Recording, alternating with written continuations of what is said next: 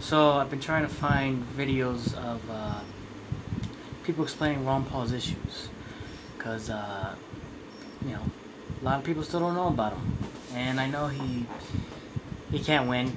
And there's no way in hell he's gonna win, but the fact that his ideas got this much attention can show, if you spread the message enough people are gonna realize that, hey, this guy has a point, and maybe some real change will actually happen.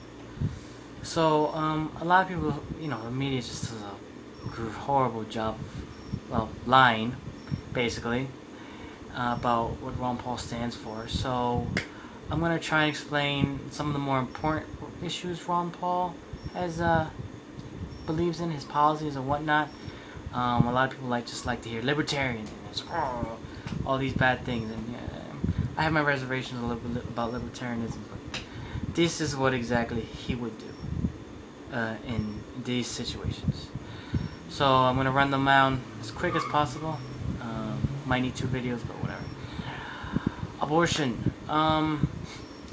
Well, Ron Paul's personally against it, but he would leave it to the states to decide. Now, he doesn't believe it's a federal issue, which, take what you will about it. I mean, there's 2 sides to this coin. There's one side of the coin that says, well, if the people of the state, because the federal government, the whole federal versus state government thing is that people in the state level would be more understanding what the needs of the state wouldn't be than the federal government would, which has the whole huge country in mind. So obviously I'm from New Jersey. I'm not gonna have the same mindset as someone from Mississippi on this on a lot of things, just because our way of living is so vastly different, so he would leave abortion to the states. So if you lived in a liberal state such as mine, abortion probably stay the same. If you lived in Mississippi, abortion probably be banned. Now if you don't like that, you could just vote in different elected officials. So that's his stance on that. Assassination, yeah, okay. This one's maybe not that big of an issue, but I just want to bring it up. The U.S. never admits to assassinating anybody, but there's some questionable things that have been happening this year. And during the Republican nomination, they talked about the assassinations of these Iranian scientists, and basically said, "Oh, I want to say Santorum." Basically said, "Oh, I hope we had something to do with that." And really, that even if it's not somebody who's gonna be president, that still sends a bad image, because he's still a senator, or he's still a very major politician. So Ron Paul is against assassination, and because it does not help our foreign relations, no matter how you look at it. Let's see, campaign finance reform. He would get rid of super PACs and PACs, because they're just ruining it. Well, yeah, I might be a little wrong on this one, but from what I remember, he does want to get rid of super PACs. He just thinks that they're detrimental, and he would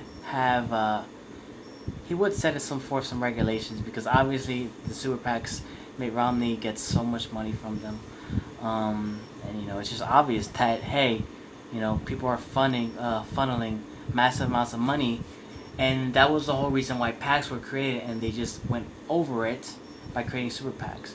So Ron Paul would basically set up guidelines to say, hey, you can't do this, which would be great, because this is basically just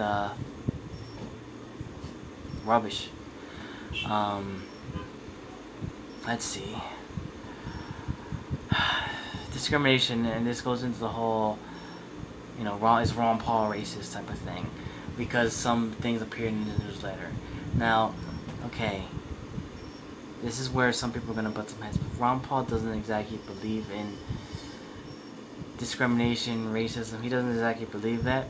He believes that it's just a crime, and I mean, say what you will about it, but we're in 2012, and honestly, we're not dealing with the same issues that we dealt with back during the civil rights movement. And honestly, it just creates unneeded tension between people because they see things and they, oh, why does this group of people get a certain privilege and why don't I? And I mean, this goes from both sides of the spectrum, you know, the privileged and the not privileged. And as you could tell, I'm not one of the more privileged people out there. So he would just get rid of these policies on hate crimes and everything. I mean, you should look at the crime, not at the intent behind it. Because I mean, you can kill a person for any number of reasons. You kill them because you rob their house. You can kill them because they looked at you the wrong way. Look at the crime. Now, don't look at the reasoning. And I mean, yeah, that one might have, some people might be like, but that's his stance.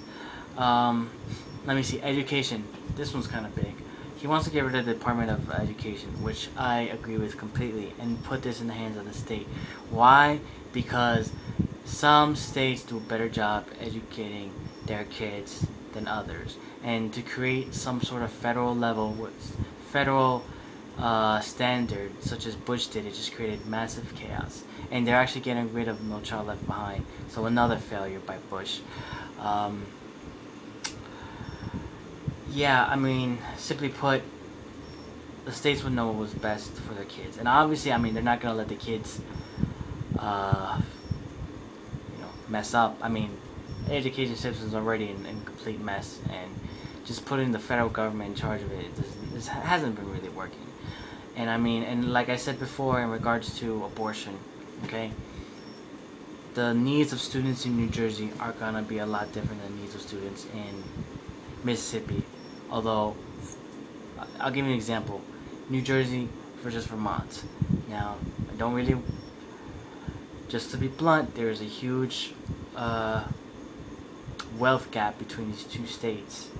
Notable wealth gap. So obviously, students in Vermont are not going to need the same amount of help that a student from New Jersey would need. But the Department of Treasury can't see this. Okay, only the states would. I mean, the states would do a better job of it. So he would get rid of the Department of Education, which would be great because another department gone, which we don't need. So less money the federal government is using up by our taxes. Empire. The United States would get rid of all foreign bases that we own, which sounds like a good idea to me, because why do we need to be the police of the world, especially when we can't do anything? Evolution versus creation, yeah. No. He would, since obviously you're going to learn evolution versus creation at schools, he would leave it up to the states. So obviously, if you don't like the fact that your state is teaching creation, elect someone else.